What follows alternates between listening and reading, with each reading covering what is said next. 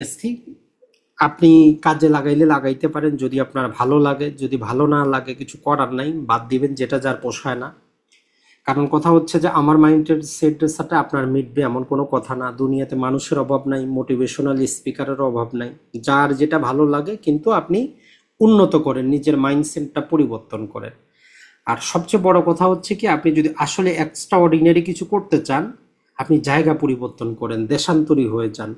আপনি ক জায়গায় থাকলে খ জায়গায় যান, কারণ ক জায়গার লোক আপনাদের চিনে জানে। আপনি ভালো কিছু করলে তারা জীবনেও বলবে না যে আপনি ভালো করতেছেন। সেই জন্য সবার প্রথম উপদেশ হচ্ছে জায়গা চেঞ্জ করেন যদি সম্ভব হয়। জায়গা চেঞ্জ করা ছাড়া আপনার নিকটবর্তী যারা আপনাকে ছোট কাল থেকে দেখেছে যে আপনি এরকম হয়েছেন, তারা কখনোই আপনার সফলতা হিসেবে নিবে না। আপনার প্রতি সবসময় তারা এমন কথা বলবে যে আপনি তেমন কিছু করেনই না, অথচ আপনি এক্সট্রা অর্ডিনারি কিছু করতেছেন, কিন্তু তারা বলবে যে না, আপনি কিছু করেন নাই। তাহলে প্রথমেই হচ্ছে নিজের জায়গাটা পরিবর্তন আপনি করেন যদি সম্ভব হয়।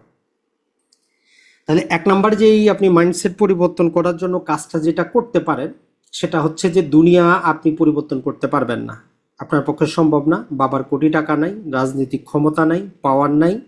সিম্পল মানুষ হিসাবে আপনি নিজেকে পরিবর্তন করতে পারবেন, যেটার উপর কোনো কষ্ট লাগে না। এখন আপনি তো রাজনীতি করেন না, অতএব আপনি ওই যে আপনার গ্রামটা পরিবর্তনে ট্রাই করে কোনো লাভ নাই, দেশ পরিবর্তনের চিন্তা করে কোনো লাভ নাই। ওই নেতার পিছে বক্তৃতা দিয়ে আপনার কোনো লাভ হবে না, কারণ নেতার ছেলেই নেতা হবে, আপনি সারা জীবন ওই পিছে পিছে মিছিল মিটিং নিয়ে ঘুরবেন। তাহলে এক নম্বর দায়িত্ব, নিজেকে পরিবর্তন করেন। ওই যে সমাজ, ওই জিনিসগুলো পরিবর্তন আপনার পক্ষে সম্ভব না, কারণ আপনি আর্থিকভাবে এখনো অসচ্ছল। আপনি যখন সচ্ছল হবেন, তখন আপনি সমাজ দেশ নিয়ে চিন্তা করেন, পরিবর্তন করেন, আপনার জন্য পারফেক্ট। তাহলে যতদিন আর্থিকভাবে সচ্ছলতা না পাচ্ছেন, ততদিন নিজেকে পরিবর্তন করেন। সমাজ দেশের চিন্তা করে কোনো লাভ নাই। আমাদের মতো থার্ড গ্রেড যে নাগরিক আছি, যারা প্রবাসী আছে, দেখবেন যে এরা সবাই বলে এরা থার্ড গ্রেড। আসলেই থার্ড গ্রেড, আপনার কোনো দায়িত্ব নাই, আপনি শুধু রেমিটেন্সে পাঠান। যেমন সোশ্যাল মিডিয়া চলতেছে, দেখবেন যে প্রবাসীদের নিয়ে। তো ওই রকম ক্ষেত্রে কথাটা হচ্ছে, যখন আপনি নিজের অবস্থানটা চেঞ্জ করবেন, তখন আপনারা বলবে যে আপনি হচ্ছেন এখন হোয়াইট কালার, আপনি হচ্ছেন ব্লু কালার, কালারও চেঞ্জ হবে। তো এর জন্য মিছিল মিটিং করে লাভ নাই ভাই, নিজেকে পরিবর্তন করেন, দেখবেন যে আপনার প্রতি মানুষের দৃষ্টিভঙ্গি চেঞ্জ হবে। এরপরে হচ্ছে সবার মন রক্ষা করা আপনার কোনো দায়িত্ব নেই। মনে রাখবেন, এইটা হচ্ছে আমাদের একটা মায়াজাল সবার জন্যই। আমরা চাই সবাইরে খুশি রাখতে, বিশেষত এই যে মধ্যপ্রাচ্যের প্রবাসীরা, এরা চায় রে ভাই আমার ভাই বোন আত্মীয় স্বজন সবাই খুশি থাকুক। আল্লাহ পারে নাই মানুষকে খুশি করতে, আপনার মতোই ক্ষুদ্র মানব পারবে? জীবনেও সম্ভব না। তাই দরকার নেই কাউরে আপনার খুশি করার, কারণ যেখানে আল্লাহ এত দেওয়ার পরেও, কোরআনে যদি আমরা বিভিন্ন জাতি উপজাতির তার কাহিনীগুলা যদি আপনি পড়েন, যখন আল্লাহ উপর থেকে মান্না সালোয়া দিয়ে সারা জীবন মানুষে ফ্রিতে খাওয়াইছে, বলে যে না, এটা আমাদের ভাল লাগে না, আমরা নিজে কি করবো, আবাদ করে খাবো। তার মানে কি আল্লাহ খুশি করতে পারছে এই মান্না সালোয়া দিয়ে? পারে নাই। দিনে 2 বেলা আসতো, ফ্রিতে খাইতো। তো এই জন্য আপনিও পারবেন না। আজকে থেকে সবার মন রক্ষা করার দায়িত্ব আপনার না, এটা ছেড়ে দেন। কে কি ভাবলো আপনার সম্পর্কে কিচ্ছু যায় আসে না। কারো স্টাম্প পেপারে কারো ভালো বললে আপনি ভালো হয়ে যাবেন এমন কিছুই না। আপনি নিজে যদি মনে করেন যে অবশ্যই আপনি ভালো, অবশ্যই আপনি ভালো। 3 নম্বরে যেটা মনে রাখবেন, যে অযাচিত হস্তক্ষেপ থেকে দূরে থাকেন। যেখানে আপনার কোনো দায়িত্ব নাই, যেখানে আপনার কোনো কর্তব্য নাই, অন্যরা কি করলো না করলো ওইসব থেকে আপনি বাদ দেন। যেমন ধরেন যে আধুনিক সোসাইটিতে যেটা আমরা বলি, সেটা হচ্ছে যে কে কি করতেছে কার দেখার বিষয় না, আপনি নিজের কাজ ঠিক করতেছেন কিনা ওইটাই মেন। তো আমাদের দেশে কি হয়, গ্রামগঞ্জে নিজের কাজ থাকুক বা না থাকুক, গ্রামের মধ্যে কি ঘটলো ওইটা নিয়ে আমাদের 3 ঘন্টা নষ্ট হয়। তো এই জন্য সবার প্রথম দায়িত্ব হচ্ছে অযাচিত হস্তক্ষেপ আমরা বন্ধ করব, যারটা সে বুঝুক। আর যার দায়িত্ব আছে সে দায়িত্ব পালন করুক, কারণ আপনি তো এখনো আর্থিকভাবে অসচ্ছল। আর আপনি যতদিন আর্থিকভাবে সচ্ছল না হচ্ছেন, টাকা পয়সাও না হচ্ছে, আসলে আপনার কথার কিন্তু কোনো গুরুত্ব নাই। এটা মনে রাখবেন। টাকা পয়সা বা আর্থিক স্বাধীনতা এমন একটা জিনিস, যেটা আপনার কথার গুরুত্বটা কিন্তু বাড়ায়। এরপরে আসি যে নিজের সবারই দুর্বলতা আছে, দুর্বলতা স্বীকার করে আপনি সমাধান খুঁজেন। সবারই দুর্বল, আপনি যত বড়ই আপনি চাকরি করেন, ব্যবসা করেন, যাই কিছু করেন, আপনার কিছু দুর্বলতা থাকবেই।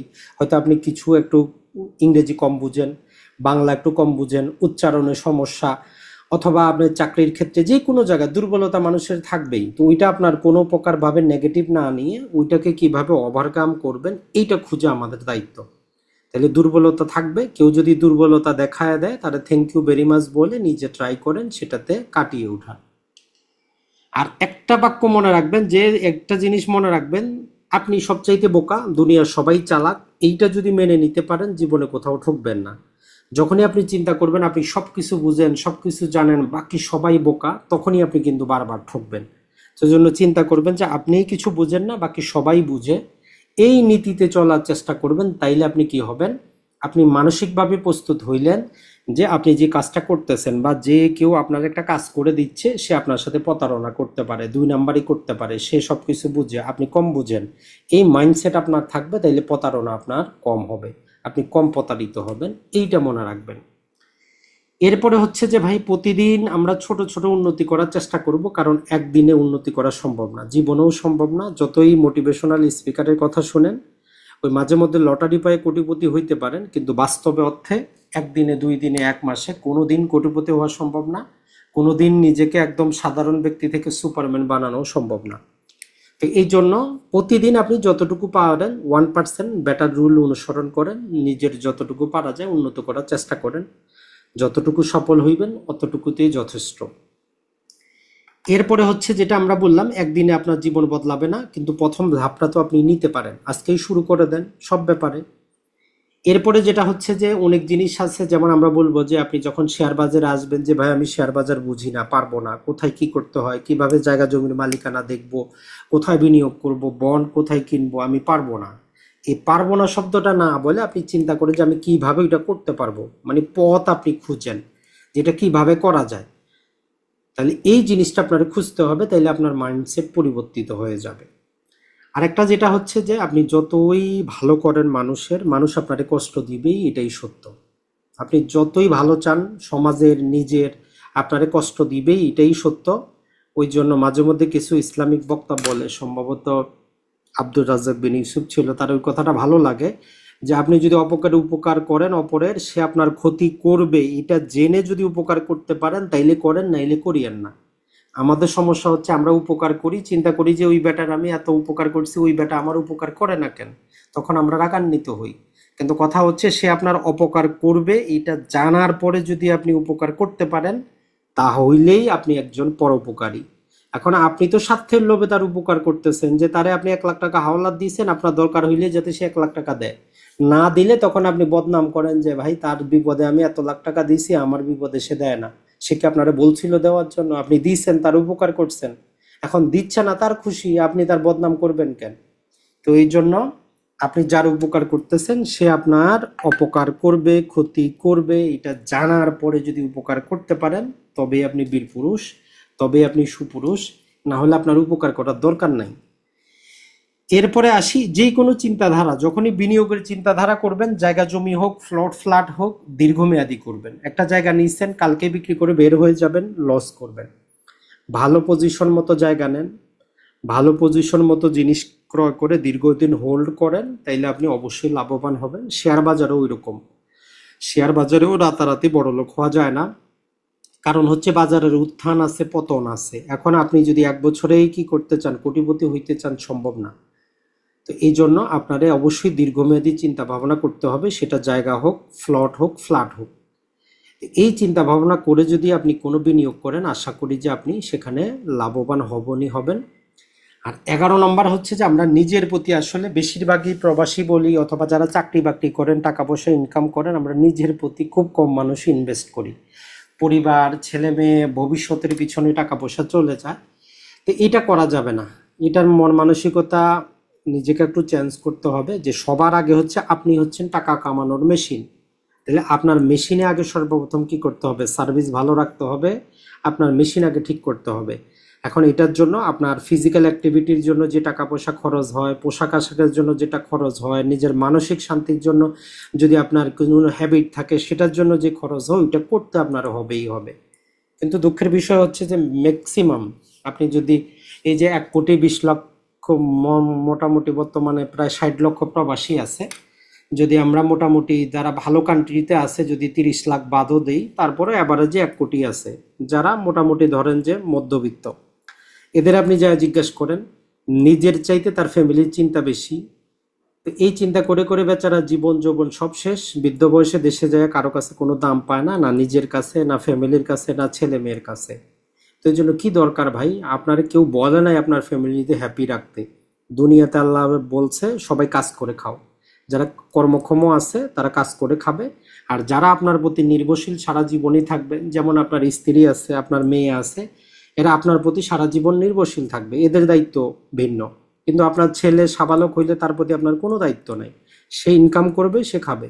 আপনার বাবা যতদিন কর্মক্ষম আছে তার প্রতি আপনার কোনো দায়িত্ব নেই, 1 টাকাও দেওয়ার তার কোনো দরকার নেই। যখন সে অক্ষম হবে, টাকা পয়সা পাচ্ছে না, অসুস্থ হইলে অবশ্যই তারে আপনি টাকা পয়সা দিবেন, অবশ্যই তার জন্য খরচ করবেন। আপনার কোনো ভাই দুর্বল আছে, চলতে পারতেছে না, খাইতে পারতেছে না, অবশ্যই দিবেন। কিন্তু অযাচিত ভালোবাসা দেখাইলে সমস্যা, ওইটা করা যাবে না। ইনভেস্টটা নিজের প্রতি করেন, এটাই হচ্ছে মূল বিষয়। আর সর্বশেষ হচ্ছে যে ভাই, আপনি ট্রেনের যাত্রাপথ কোথা থেকে কোথায় যাবেন সেটা তো আপনাকে ঠিক করতে হবে। তো এই জন্য যারা আধুনিক ফাইন্যান্সে বলে যে ভাই আপনি আগে জীবনে কি চান, আপনি ওইটা আগে লিখেন যে আপনার সারা জীবনে আপনার কি কি দরকার, কত কোটি টাকা দরকার। আজকে ক্লাসটা শেষে আপনি একটা কাগজে নেন, সাদা কাগজ নিয়ে আপনি লেখেন আপনার যেইটা মন চায়, একদম মানে আপনি যেটা বলবো যে মন খুলে আপনি লিখেন। যেমন ধরেন যে আপনার 10 তলা একটা বাড়ি দরকার, আপনি কস্ট লাগান, ঠিক আছে 50 কোটি টাকা। আপনার 10 বিঘা জমি দরকার, কস্ট লাগান 200 কোটি টাকা। টোটাল আপনি হিসাব করে দেখেন 100 কোটি টাকার বেশি যাবে না, যাবেই না। এখন আপনি যে মানুষ 100 কোটি টাকার বেশি না, এখন ওইটা নির্ভর করবে আপনার চিন্তা শক্তির উপর। কারো দেখবেন যে 50 কোটি টাকা সম্পূর্ণ শেষ, কারো 500 কোটি লাগতেছে। তো আগে নিজে কি লাগবে এই চিন্তা ভাবনাটা করে নিজে আগে একটু দেখেন, দেখি আপনার জীবনে ইচ্ছায় কত কোটি টাকা লাগতেছে। বেশি কিন্তু লাগে না, বেশি আমি নিজেও হিসাব করে দেখছি, মোটামুটি সম্ভবত 110 কোটি টাকা লাগে। মানে এর চাইতে আর কিছু মাথায় আসে না যে আমার এইটা দরকার। তাহলে আপনি একবার ট্রাই করে দেখেন, এরপরে আপনি চিন্তা করেন যে আগামী 5 বছরে আপনার কোনটা দরকার। সব তো আপনার একসাথে দরকার নেই, আপনি তো সারা জীবনের চাওয়াটা লিখছেন, এখন আগামী 5 বছরে কোনটা দরকার ওইটা আপনি সিলেক্ট করেন। এরপরে আরো কম নিয়ে আসেন যে আগামী 2 বছরে কোনটা দরকার, ওইটার উপরে আপনি ফোকাস করেন। এটা আপনার একটা মানসিক শান্তি দিবে। আর ওই কাগজটা আপনার মোবাইলে ফটো উঠায় আপনি রাখেন যে আপনার সারা জীবনে এটাই দরকার। তখন আপনি দেখবেন যে অন্তত আপনি 100% না পান, যদি 20% জীবনে অর্জন করতে পারেন আপনার কোনো টেনশন নেই। কারণ 100% কেউ কোনো দিক থেকে কিন্তু পারে না। কিন্তু আপনি অ্যাটলিস্ট বলতে তো পারলেন জীবনে আপনার এটা চাই। এখন আমাদের অর্ধেক মানুষের জীবনে যেটা হয় যে আমরা কি চাই আমরাই জানি না। তো এটাই হচ্ছে সমস্যা। ওই জন্য আমরা নিজের কথাই বলতে পারি, আপনি যদি মাসে 1 লাখ টাকা ইনকাম করেন, আপনি চিন্তা করেন যে 1.5 লাখ টাকা হইলে মনে হয় ভালো হয়। 1.5 লাখ না, আপনাকে আমি গ্যারান্টি দিব আপনি 5 লাখ টাকা ইনকাম করলেও মনে হবে 10 লাখ লাগবে।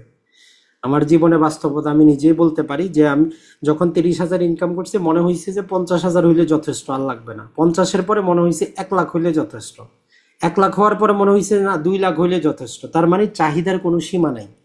তো এই জন্য আপার লিমিট লোয়ার লিমিট আপনারই ঠিক করতে হবে। জীবন আপনার, সবকিছু কিন্তু আপনার, এইটা একটু মনে রাখবেন। এই 12টা যে কথা বললাম সবার জন্য তো আর সবকিছু মানা ঠিক সম্ভব হবে না, যতটুকু পারা যায় ট্রাই করে দেখতে পারেন। আর এটাই মানতে হবে এমন কোনো কথা না। বিভিন্ন মোটিভেশনাল স্পিকার আছে, বই আছে, যে কোনো জায়গা থেকে আপনি নিতে পারেন। তবে নিজেকে বদলান।